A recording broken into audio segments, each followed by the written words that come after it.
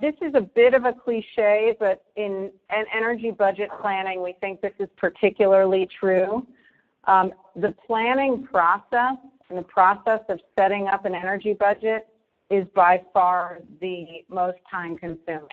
Once you set up a good process, it gets much easier after that initial process setup. So give me 6 hours to chop down a tree, give me 6 hours to manage an energy budget, and most of that time will be spent gathering data, trying to get the time to forecast cost and usage. So getting the process right the first time is very helpful in making it easier down the road. So here's to the question of why. Why do energy budgets? What do we know about energy budgets and planning? It's an incredibly difficult process. It can be painful. Our customers tell us that there's never enough time to spend on the process. A lot of the time spent is on getting data, and data isn't readily available. Often people don't feel as if they have the tools that they need to do it well.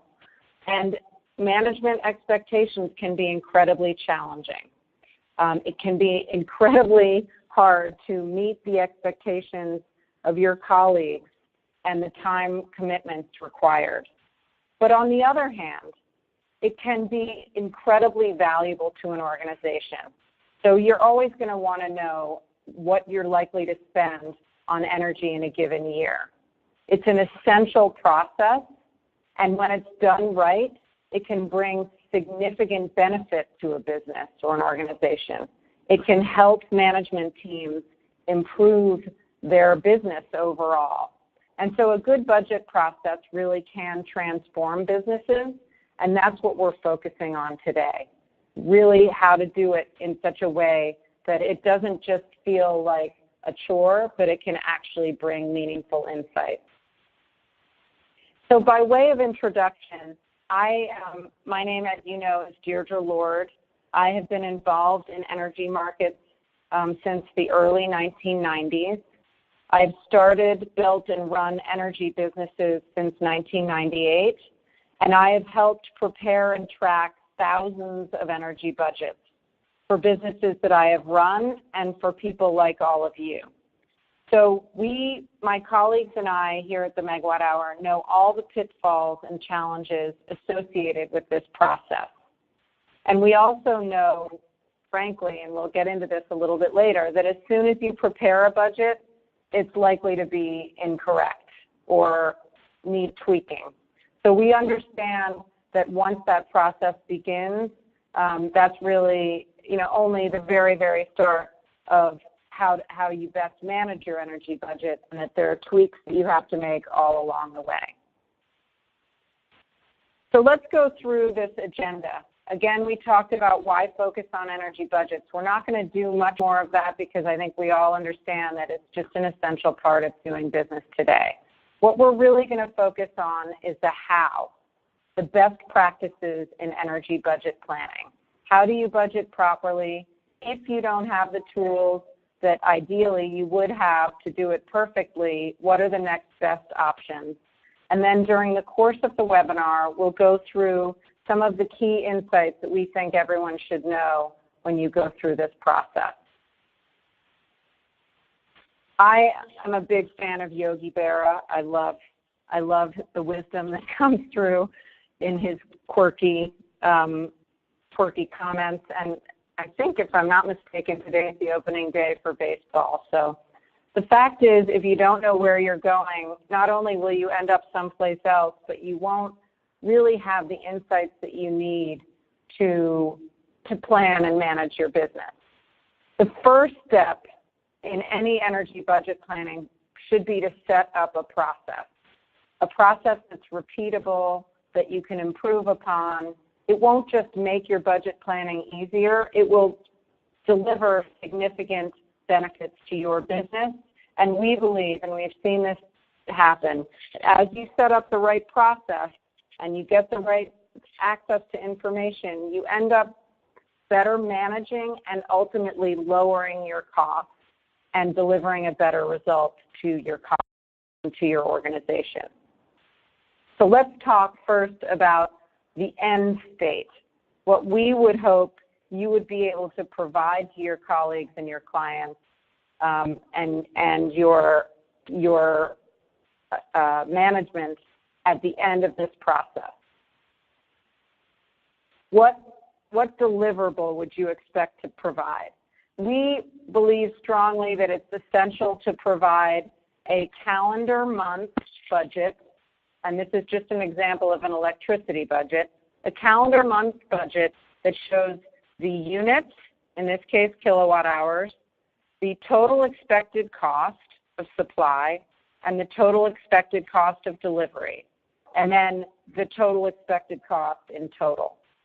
So it's important to have all of the monthly variation, obviously.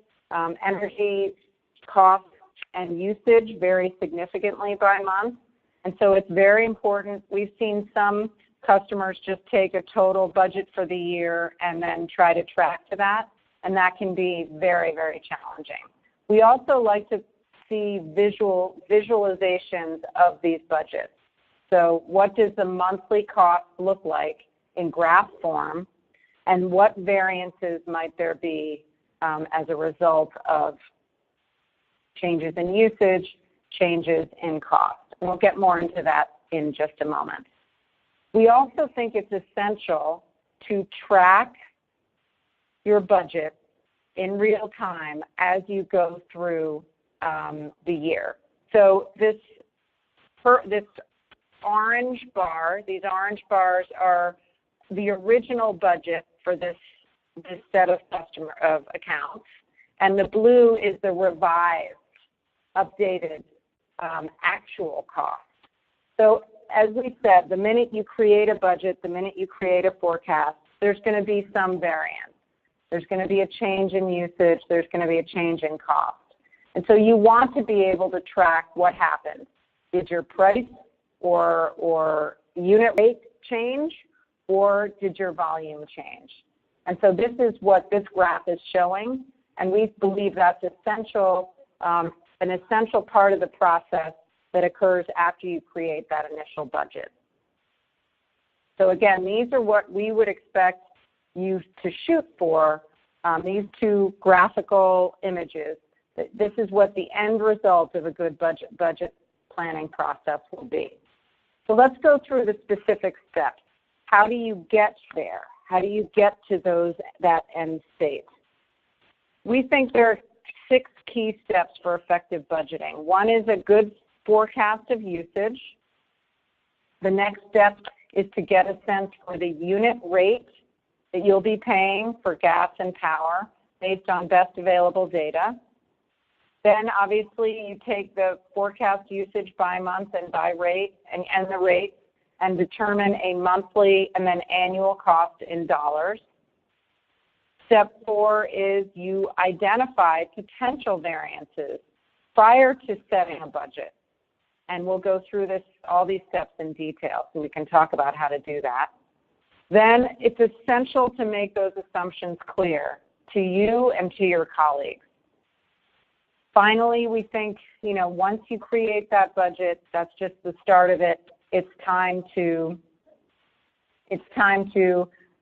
track that going forward. Sorry, I jumped ahead a couple slides there. So step 1, forecast usage. So this is basically a graph that just shows you a forecast of kilowatt hours in this case for a given set of accounts. We believe, and some people just take the last 12 months of usage and then assume that the next 12 months will be the same. It's essential to normalize for weather. So take your last 12 or 24 months of usage and take a typical month, year of weather and forecast that usage based on normalized weather. We had a couple of winters that were real non-events. 2016, 2015 were very mild. 2017. This winter we had very, very cold a cold snap at the end of December and January. You don't want to, if you just taken last year's usage and assumed that this year would look like last year, you probably under forecast your usage for January. Now, if you are unable to use some normalized weather algorithm, then you can do this a different way. And I'm not sure a shortcut is the best word for this, but you can understand how cooling and heating degree days over the past several years have compared to averages for your area. You take, the last 3 to 4 years of usage, compare the cooling and heating degree days by month, and then average the monthly volumes and assume that that's what your monthly volumes will look like over the next 12 months. We would strongly advise you don't just take 1 year and with no real understanding of how weather played into usage. Okay, the next step in the usage forecast is determine variances in your forecast of usage. So some higher ed customers or hospitals may be bringing new facilities online. You may be building a new emergency department. How will that affect your volume?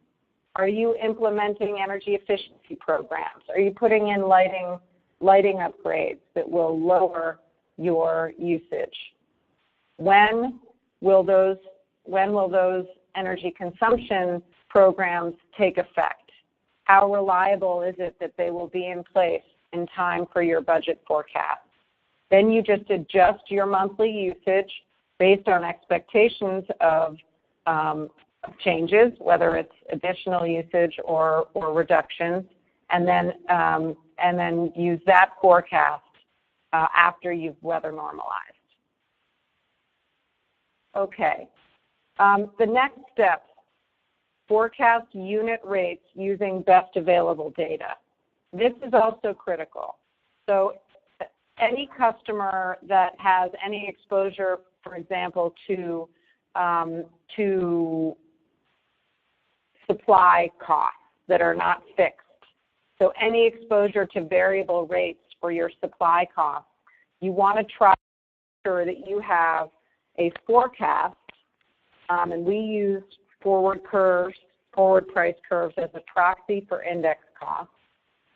That's really important because we don't, again, whatever happened over the last 12 or 24 months in terms of rates is not necessarily going to predict the next 12 months. We operate in New York State and in the Northeast in variable rate markets. And so it is important to get some understanding of what the forward curves look like if you have any exposure to index rates for supply. If you're on a fixed rate supply contract, that's a little bit easier. So once you have your volumes, you can use your fixed rate contract for that number, for your budget number. And then you have to figure out what your utility delivery rate is likely to be over the next 12 months. Is there a change? Is there a tariff change happening? And if so, when will that take effect and by how much? So then what we recommend is you have the unit rate, you have the volumes, then you come up with your monthly cost forecast. Now, the next obvious insight, perhaps, is just be prepared for uncertainty. As we said, last year is not a good estimate of what will happen next year. You don't want to rely on last year's numbers. Be aware of and ready to forecast changes in both usage and cost. Step 3 is, take that unit rate and that usage and determine your monthly and annual costs in dollars. And that's what this graph is showing. It's a forecast of total cost per month, per calendar month in dollars. The green line here at the bottom of right at the bottom of this graph, really near the top of the bar chart, is the historic low cost for this period.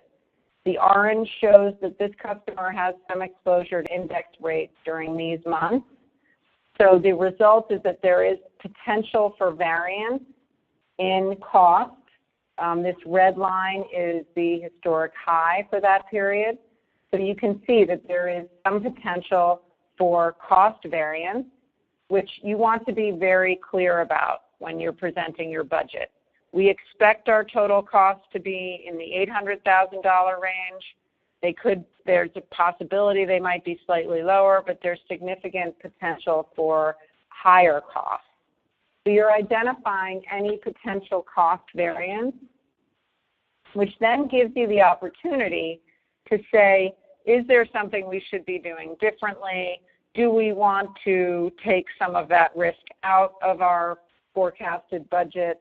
And then when you present these numbers, expected cost, low range and a high range, then you're able to talk more about the strategy surrounding your purchasing process or your energy efficiency program.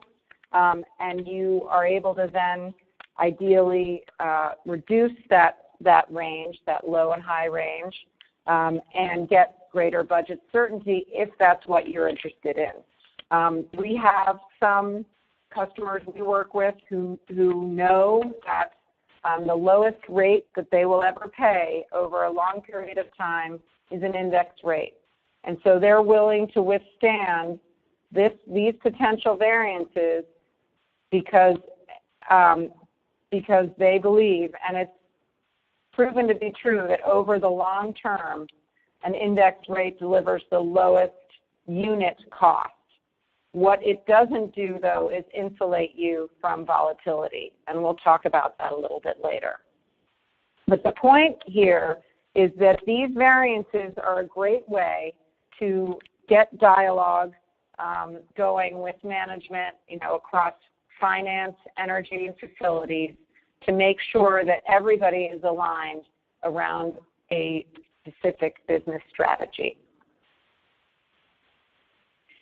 So this leads actually quite well into the next step in the process, which is really, I think, essential to managing expectations among your colleagues. You want to make all of your assumptions clear.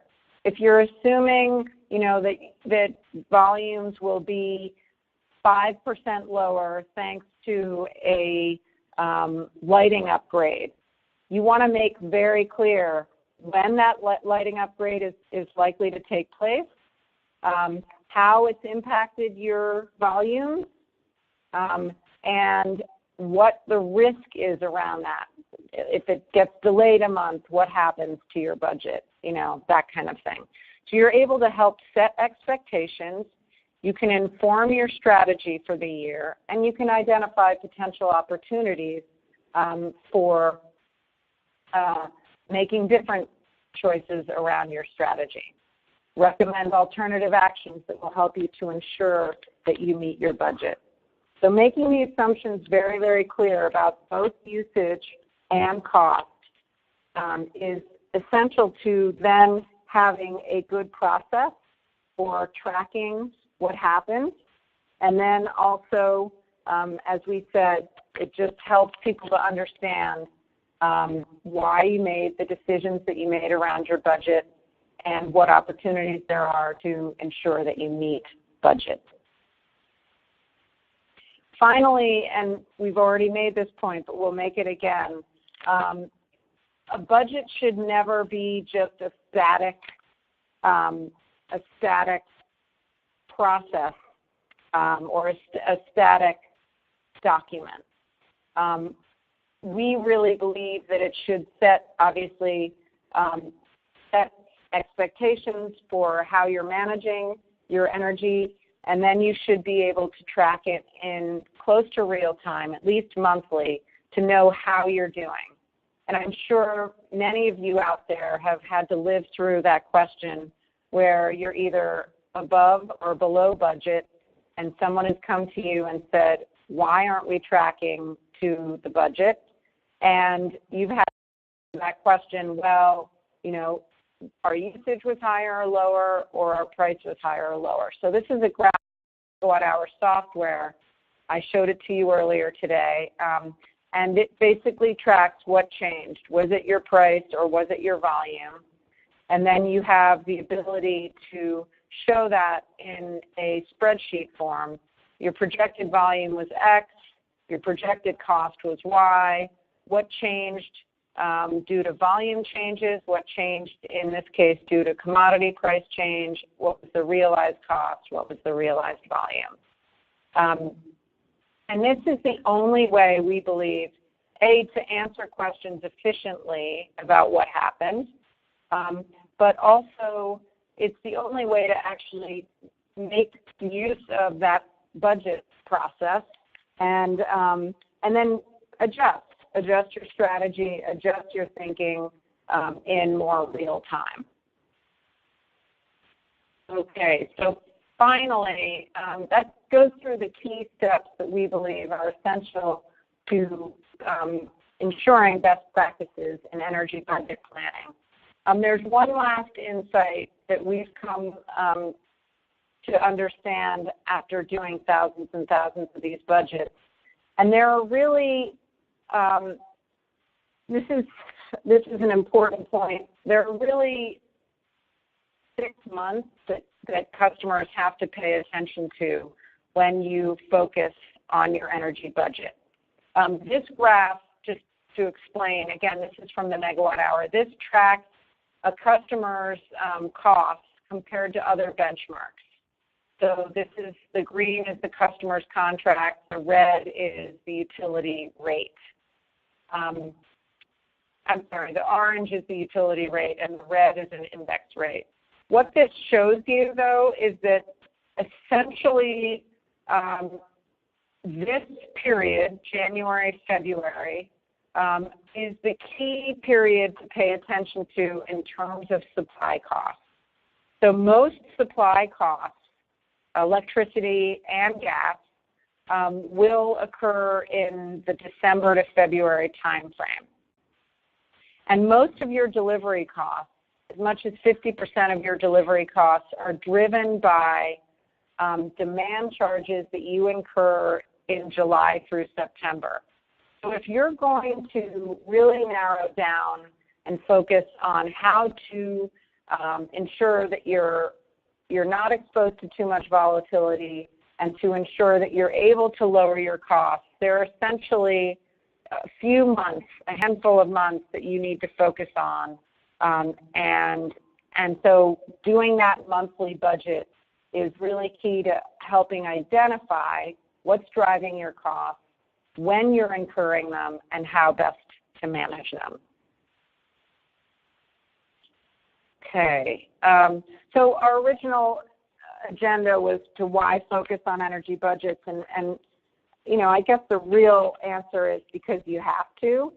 But if you're going to have to do this, why not do it in a way that really adds to your business, your understanding of your business and your knowledge? And then we went over some key insights that everyone should know in the budget planning process. So we, just to review, went through the 6 steps for effective budgeting: forecasting usage, forecasting unit rates, determining your monthly and annual costs, identifying potential variances in both cost and usage, making absolutely clear your assumptions, and then tracking your actual costs, your actuals to your forecast.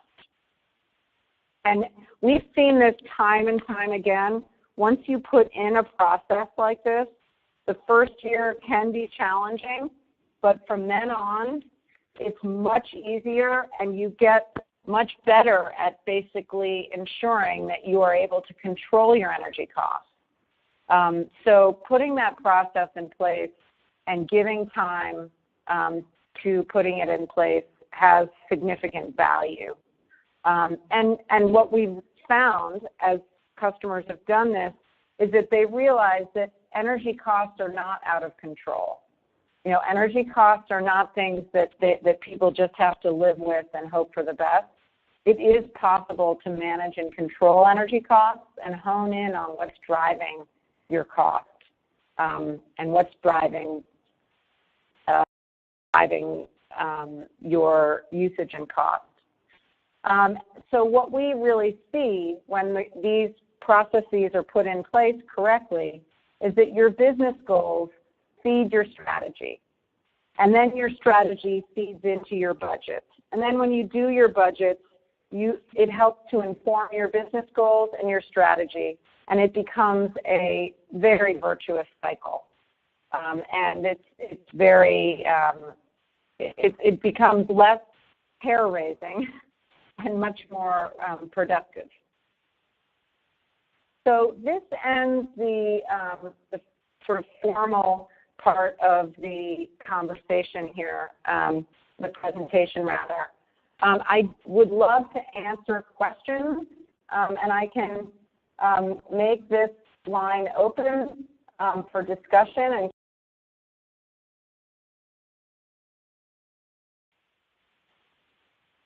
so feel free to ask a question. I have also access to this chat window, so if you have any questions, feel free to write them in the chat as well. Okay, here's a question. What are you seeing in the market today in terms of rates, and what can we expect to pay over the next 12 to 18 months? And we are reluctant to kind of quote rates.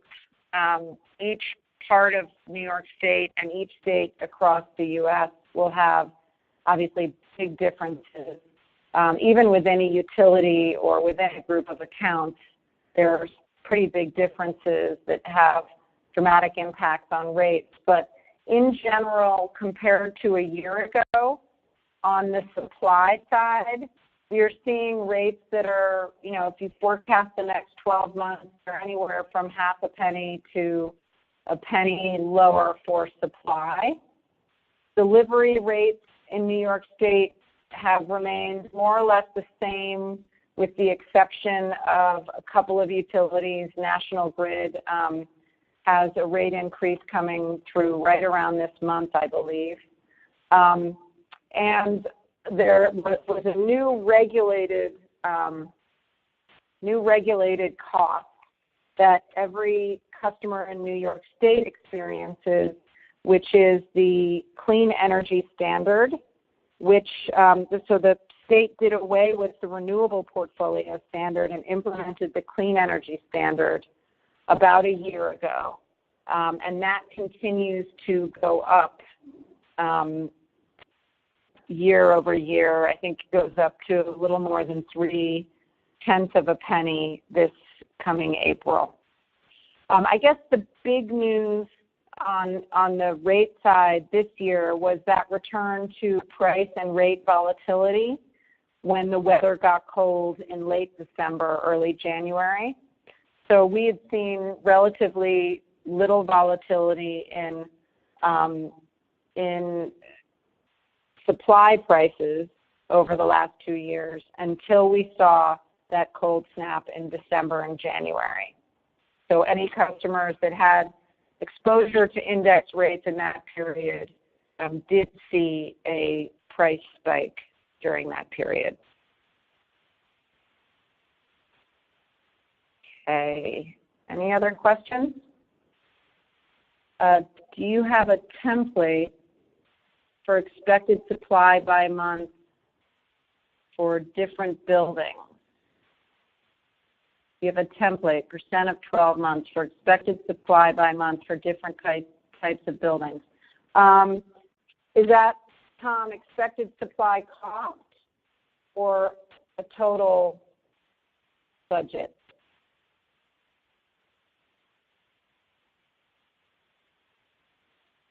Oh, kilowatt hours. Yeah, good question. So is there sort of a standard template for kilowatt hours for different types of buildings? Certainly there are it's actually, what you would want to do is have a template of hotel, hospital, school, office building, and then rate class. And we don't have a template. We have a lot of data, but we don't have a standard template. It's a good idea, though. I know that there's EIA data and federal data that shows total kilowatt hours by year, but I don't believe there's anything that shows a monthly volume. But it's a good idea to have that. I think it would probably simplify the budget process for people.